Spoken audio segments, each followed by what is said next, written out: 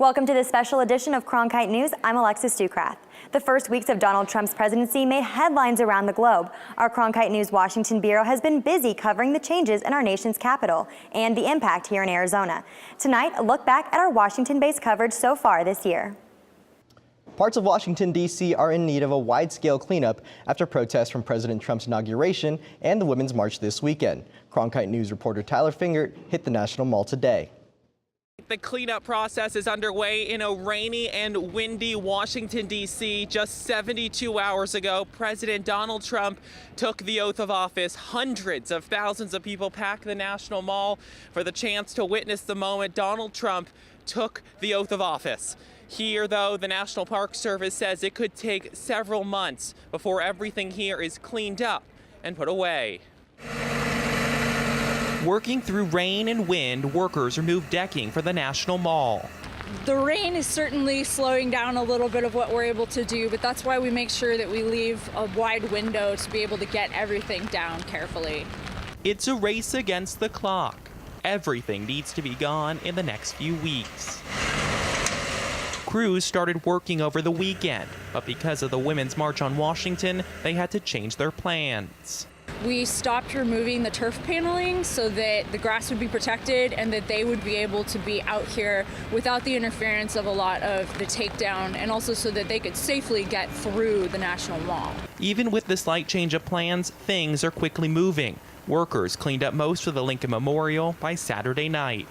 And the National Park Service says that the majority of the visible stuff that was put out here for the inauguration, that stuff should be put away by the end of this week. Of course, that depends if the weather cooperates. For now, reporting on the National Mall in Washington, D.C., Tyler Fingert, Cronkite News.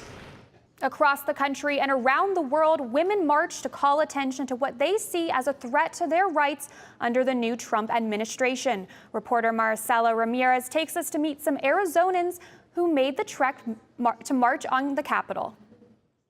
Hundreds of thousands of people came from all over the country on Saturday to march on Washington, including residents from Arizona. These residents came to show their children the importance of equal rights, including Tony Colbeck. I felt like it's really important for my girls to experience something, to realize they have a voice and that they need to use it to stand for themselves and to support others.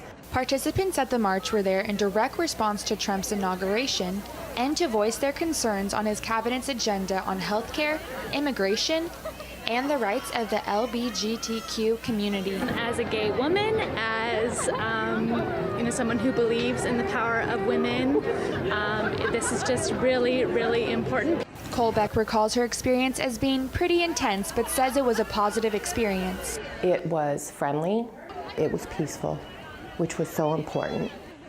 Sierra Vista resident Johnny Silvercloud attended the inauguration just a day before and said this march was more celebratory. The vibe for yesterday was more about rejecting of Donald Trump. This march is a little bit more celebratory. Colbeck says that Saturday's march is not the end, but the beginning of more. It's a call to action. The Women's March is not a moment, it's a movement. Colbeck will be returning to Arizona tonight along with other women that came to Washington for Saturday's march. Reporting from Washington, Maricela Ramirez, Cronkite News. The election of Donald Trump left many people unsure of what the future would hold. Cronkite News reporter Anthony MARROQUIN took a look at the expectations Navajo leaders have for the incoming administration. For Native Americans, like everyone else around the country, political ideologies vary from tribe to tribe, but one thing both sides can agree on, it's time to work together. The Navajo code word for hand grenade was numasi. Peter McDonald Sr. knows a language that most people will never hear. Numasi in Navajo means potato. Oh, okay. Because hand grenade looks like a potato. McDonald was a Navajo code talker with the Marine Corps during World War II. In those days, he was stationed in the Pacific Theater to help defeat the Japanese. But today, his fight is at home. The Navajo tribe, like most Indian tribes, we're all very conservative. McDonald is a strong supporter of President Donald Trump, but that hasn't been the most popular opinion among the Navajo. So as I've always said, that we, whoever is elected, we as Navajo Nation will work with whomever. Navajo Nation President Russell BEGAYE said he felt Hillary Clinton really connected with the common person and would advocate for Navajo on all levels of government. But he added that his nation was flexible and would work with the Trump administration. And we felt that, that he was not really connecting with who we are as a nation. But in McDonald's eyes, there's nothing to worry about. Having a Republican in the White House is enough to start celebrating. In Navajo means do it yourself, to be what you want to be. And that's Republican philosophy. BEGAYE told us he's especially excited about the president's plan to bring companies back to the U.S. because he says that Navajo taxes and regulations are comparable to those with Mexico and other countries. In Washington, D.C., Anthony MARROQUIN, Cronkite News.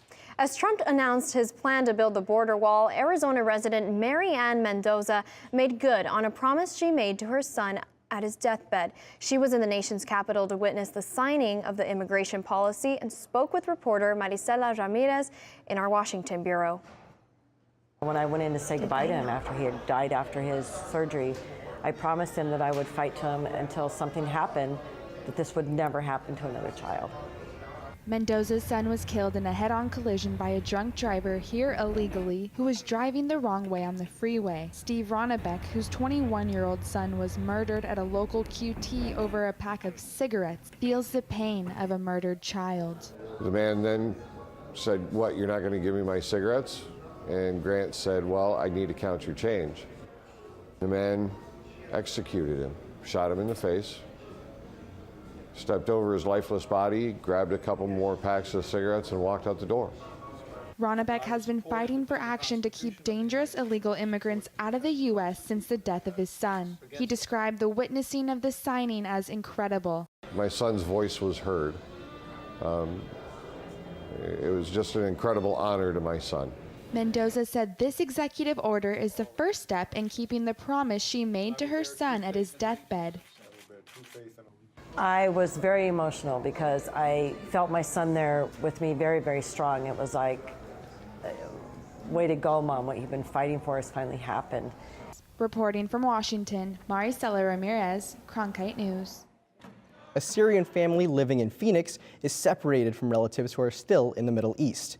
Cronkite News reporter Anthony MACDONALD tracked them down in Washington, D.C., where they expressed their frustration with the ban. Jamal Saleh arrived in the United States just last year after a 3-year process that saw him and his family flee from Syria to Jordan before arriving in the United States. The suffering of the Syrian people. Very little people have suffered that. Jamal Saleh, his wife and children escaped from Syria, but his siblings are still in danger. I'm scared. President Donald Trump signed an executive order on Friday, halting the refugee program for 120 days and banning travelers from 7 Muslim-majority countries for 90 days. Syrians are banned indefinitely. It gives Americans a strong sense that there's a firm hand at the wheel. Proponents argue that the current vetting procedures are inadequate and leave room for terrorists to sneak into the country. But opponents argue that's not the case. It's a little hard for me to envision what more could be done because they already go through 4 or 5 layers of security screening. Lina Arkawi, a spokeswoman for the American Relief Coalition for Syria, a relief group for Syrian refugees, agrees and says the campaign descriptions of refugees shows the targeted nature of this order. These are human beings with a story. These are people who have lives. We're not Skittles. For Saleh, there's not much he can do for his siblings. I'm sad when I wake up to go to work at night, but I'm grateful because my family here is safe from the war. All he can do is make sure his immediate family has food on the table and a safe place to sleep. Arkawi also said that she's heard of people being confused over whether this means that they're going to get deported or not. The executive order does not kick anyone out of the country. It only keeps those outside from coming back in until the White House decides that it has enough information to vet refugees properly. In Washington, D.C., Anthony MACDONALD, Cronkite News. Organizers for this year's March for Life say they were encouraged by the number of young people attending the event in the nation's capital. Cronkite News reporter Z Zung caught up with some young anti-abortion activists from Arizona. For the nation's capital, it's a typically cold and windy January day. that doesn't kill the enthusiasm of tens of thousands of people who showed up at the 44th Annual March for Life protest. They marched to defund Planned Parenthood and to overturn Roe v. Wade, the 1973 Supreme Court ruling that recognized a woman's right to get an abortion. But for Mary from Glendale, Arizona, the march is much more personal. My father wanted to abort me, and then my mom left. And I wouldn't be here today if she hadn't thought the things she did, and she wasn't as strong of a woman as she is. Mary is just one of many young faces in the march. Millennials who participated in the event call themselves the pro-life generation. We're the pro-life generation, as a lot of people like to say, and hopefully we're the generation that has the power to do something about this. G. Mancini, president of the March for Life, is feeling optimistic about the movement's chances under President Donald Trump. Trump ran on a pro-life campaign, and thus far we've been delighted with the decisions that are life-related in the White House. As evidence of that support, Vice President Mike Pence addressed this year's crowd. The first time in the march's 44-year history that a sitting vice president has appeared in person. In Washington, D.C., Zi Zheng, Cronkite News. Last night, President Donald Trump nominated Justice Neil Gorsuch as a Supreme Court pick, a judge who is well liked by Republicans and has approval from Arizona leaders. Cronkite News reporter Tyler Fingert went to the High Court in Washington to collect reaction from the nomination. Good evening. Less than 24 hours ago, President Donald Trump revealed his pick for who he thinks should replace Justice Antonin Scalia here at the U.S. Supreme Court, and the Arizona congressional delegation responded quickly. Today, I am keeping another promise to the American people by nominating Judge Neil Gorsuch. With those words, President Donald Trump set off a firestorm in Washington. Arizona Congressman Ruben Gallego had harsh words today. Well, I'm advocating for the Senate to filibuster. I think for many reasons, but most importantly, just because Trump, number one, is not a normal president. Representative Gallego isn't concerned with Judge Neil Gorsuch's resume. He says his concern is the man in the Oval Office. This is not an issue of qualifications, it's an issue of Donald Trump. About what an unqualified president he is and how he's already acting in a very authoritarian manner that I think is very dangerous for democracy. Gallego's comments are a far cry from Republicans on the Hill. Representative Andy Biggs said today he's looking forward to Judge Gorsuch taking his seat at the bench. I'm hopeful that in the end you'll see 60 votes in the Senate to confirm Judge Gorsuch. If Judge Gorsuch is confirmed, experts don't expect a swing in the court's rulings because of his similarities to Justice Antonin Scalia. Practically, there will be very little difference in the kind of law we get out of the Supreme Court from this justice. Senator Jeff Flake told us yesterday that he's looking forward to the chance to vote to confirm President Trump's nominee. We're excited to maintain the balance on the court by confirming a principled conservative. Neil Gorsuch made his rounds on Capitol Hill today, but as of now, no hearings have been set. For now, at the U.S. Supreme Court, Tyler Fingert, Cronkite News. Arizona Congressman Trent Franks joined several Republican lawmakers in Washington today to renew calls to defund Planned Parenthood, arguing that the organization has an abortion-first mentality. Cronkite News reporter Zi Zheng brings us details from Washington. And I hope that the sands of time blow over that Capitol dome before we ever give one more dime of taxpayer dollars to this insidious, deceptive, evil enterprise. Franks was one of 6 Republican House members who met at the Capitol to say the time has finally come to eliminate federal funding of Planned Parenthood today. The event is organized by Life Action, an organization whose mission is to end abortion in the U.S. The group said it went to close to 100 Planned Parenthood clinics seeking prenatal care and was turned away at most. That's why it organized the rally demanding a stop to tax funding for Planned Parenthood, which it said got more than $500 million in 2013.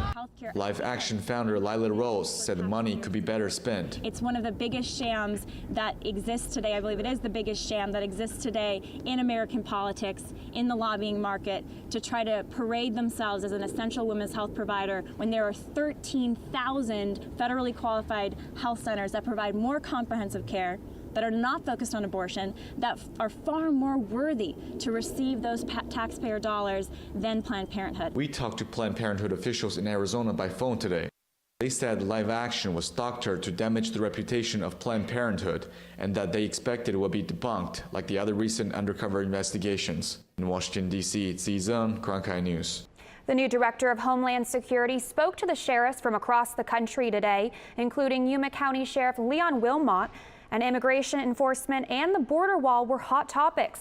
Reporter Tyler Fingert is in the Cronkite News Washington Bureau after his chat with the Yuma sheriff. Good evening. Today was the first official meeting between the National Sheriff's Association and President Donald Trump's new administration. Sheriff Wilmot said the meeting went well and he's optimistic about the future. When I asked him about the controversial border wall proposal, he points to his experience with the wall in his county. The border fence in our community, in our geographic location, has proven to work. Sheriff Wilmot has been dealing with the border for years. For him, his community shows a border fence can work. As obvious in our county, after the fence went in, our deaths in the desert, our rapes, and our robberies, 90% at least reduction in those crimes. Sheriff Wilmot was careful to say he could only speak for his county and could not endorse a wall running the entire length of the border. But not everyone likes that idea. Arizona Congressman Raul Grijalva says to continue to militarize our border is to squander billions of taxpayer dollars on a scheme that is impossible from geographical and economic perspectives. Sheriff Wilmot, though, insists that the wall is worth it because it's saving lives. If I can prevent one death in the desert because there's a fence put up in a certain location, what is the value of a life? And this is the last time we'll hear from Sheriff Wilmot. He'll be here in Washington tomorrow testifying on Capitol Hill about Homeland Security issues. We'll have a Cronkite News reporter inside that hearing, and we'll have that on our website, cronkitenews.azpbs.org. For now in Washington, Tyler Fingert, Cronkite News. Some of Arizona's congressional delegation in Washington spent the day hearing from the new Secretary of Homeland Security. John Kelly told a committee he believes President Trump's executive order on immigration is, quote, lawful and constitutional. Cronkite News reporter Anthony MARROQUIN spoke to Arizona leaders following the hearing. Anthony? Not only lawful and constitutional, but flexible as well. Secretary of Homeland Security John Kelly and Yuma Sheriff Leon Wilmot, who also testified, agreed that local and federal officials need to work together to better secure our borders. I'm going to rely on the men and women that work the border. Secretary of Homeland Security John Kelly said that though there are places with an urgent need for a wall, every part of the border is different. So we'll get out there, kick the tires, talk to the people on the ground. But there are places that we need to get at this issue of a physical barrier right away. Kelly said the decision would be made with the input of officers on the front lines, a sentiment Wilmot applauded. Those that are the boots on the ground are the ones that know best on what is needed for. Wilmot said he looked forward to Kelly's planned visit to southern Arizona later this month. We work in conjunction along the border with our federal counterparts, so it's important for us to understand what their battle is. Kelly also said that he's looking at other ways to secure the border, such as lowering the demand for drugs here in the United States and helping Latin American countries get back on their feet so that fewer people feel the need to migrate to the United States. Live from Washington, D.C., Anthony MARROQUIN, Cronkite News. It's been almost a year since the death of Supreme Court Justice Antonin Scalia. Circuit Judge Neil Gorsuch was nominated last week to replace Scalia, but that nomination first has to make it through Senate. Cronkite News reporter Tyler Fingert reports from Capitol Hill tonight. Judge Neil Gorsuch made his rounds on Capitol Hill today a little more than a week after being nominated to the Supreme Court. And one of those stops was at Arizona Senator Jeff Flake's office. Judge Gorsuch. They're nice guys. Thank you for having me. After that handshake, Senator Flake is more confident than ever that Judge Gorsuch is the right man for the job. After meeting Judge Gorsuch, I feel even better about him. The closed-door meeting lasted nearly 30 minutes. Afterward, Flake said he feels the judge has the right temperament. I've been a fan of the opinions he's written, the philosophy he has, and after explaining it again to me, I certainly am more supportive. Judge Gorsuch was set to meet with 7 senators today. 4 Republicans and 3 Democrats in his attempt to win support on the Hill. Many Democrats are still upset at the way Senate Republicans refused to consider former President Barack Obama's choice for the Scalia vacancy. Judge Merrick Garland never got a hearing. Flake says he likes how Judge Gorsuch handled the situation. I was impressed that his first call after he was named was to his friend Merrick Garland, just out of respect. The Democrats have threatened to stall or even block the nomination, but as of now, no votes have been scheduled. On Capitol Hill tonight, Tyler Finger, Cronkite News. At the annual State of Indian Nation address in Washington today, the mood was generally upbeat. At the National Congress of American Indians meeting, tribal leaders said they look forward to the Trump administration giving more authority to tribes, but some fear it does not go far enough. Cronkite News reporter Anthony MARROQUIN joins us live from Washington with the details. Tribal leaders point to upcoming bills like the Indian Tribal Energy Development and Self-Determination Act of 2017 as signs of good things to come. But some are complaining that the program still sees tribes as government programs instead of sovereign nations. If there's not a fee off reservation, why is there a fee on reservation for energy development, right? The annual State of Indian Nations kicked off with a hopeful tone, looking at regulation by Indian country, for Indian country. But not everyone is happy with the direction things are going. Navajo Nation President Russell BEGAYE said that as he was sitting through the address, he felt the language used towards Indian nations suggested we are a federal program, and we are not a federal program. The biggest problem? Money allocation and the right to fully control natural resources that are on tribal lands. Currently, Indian nations like the Navajo don't have full autonomous access to the waters on their lands. You want to be self-sufficient, want to build your economy, use that water as much as you need, is what I need to hear from this administration. They must abide by national laws governing water usage rights, and that, BEGAYE said, takes away from the native land sovereignty. Until I hear that, they're not really living up to what they're saying. As for what the leaders think about the new administration, everyone we talked to at the address said this isn't the first time they've worked through a transition in power and that they look forward to working with the new president. Live in Washington, D.C., Anthony MARROQUIN, Cronkite News. President of Navajo Nation Russell BEGAYE testified before Senate on Wednesday, criticized the EPA for not taking up responsibility in the 2015 Gold King mine waste water spill. Our Washington, D.C. reporter Zizung brings us more details. When it comes to federal response to disasters, Russell BEGAYE sees a double standard. The unusual things are things like what happened up in Flint, Michigan. Disaster hit, all the federal agencies who were deployed, they spent millions of dollars. Same thing, maybe even worse, happened on our nation. Nothing. And that thing was the 2015 Gold King mine wastewater spill. While working on the mine in Colorado, EPA contractors caused 3 million gallons of toxins to be released into the Animas River, which flows into Navajo Nation. You know, I'm standing there, I'm asking the family, you know, is that a carport? He said, no, that was our living room. Last month, EPA's independent claims officer concluded that the agency is not required to pay claims for the damages from the spill. Teresa Hatakli, a resident of Navajo, believes government shouldn't avoid its responsibilities to help its citizens. The United States in general does need to hold itself accountable. That's the role that they willingly took up, and I do believe that that's where a lot of this responsibility needs to take place. On January, FEMA released a new guideline that lowered the damage threshold for public assistance.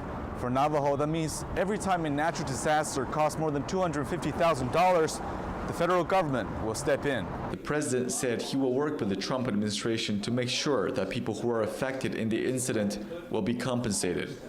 In Washington, D.C., Zizeng, Cronkite News.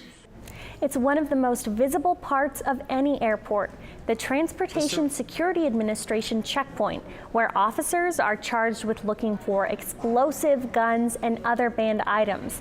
In the last year, the TSA says it's seeing more people trying to bring prohibited items like guns through their checkpoints. Cronkite News reporter Tyler Finger reports from Washington. Tonight at airports nationwide, TSA officers are on the lookout for things like these: guns, knives, and explosives. In just the last month, Sky Harbor TSA officers have found at least 10 guns, including this 9mm Daewoo handgun and this .40 caliber Glock handgun, both loaded and both dangerous. We are seeing a trend that we'd like to see go in the opposite direction, and that is that we're seeing more and more people bring firearms to checkpoints. In 2016, the TSA found more than 100 guns in carry-on bags in Phoenix, up almost 40% in just a year. Nationwide, they found almost 3,400 guns, a record number. The union local that represents TSA officers at Sky Harbor says they're more dedicated than ever. We can't afford to miss a single genuine threat because it only takes the bad guys one time. And it's not just a problem in Phoenix. Here at Reagan National Airport in Washington, the TSA is finding more guns here as well. On average, nationwide, they're finding 9 guns a day.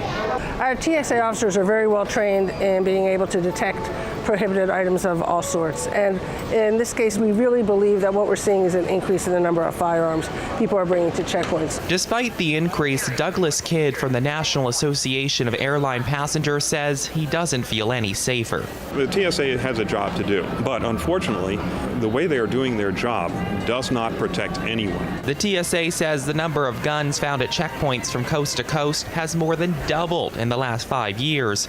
They say they get 2 main excuses. The first excuse is that they forgot they had it with them, and their second excuse is that their husband packed their bag or their wife packed the bag. But I can tell you that neither of those excuses fly. With a record number of people expected to take to the skies this year, the TSA's job is only going to get more difficult. At Reagan National Airport, Tyler Finger, Cronkite News.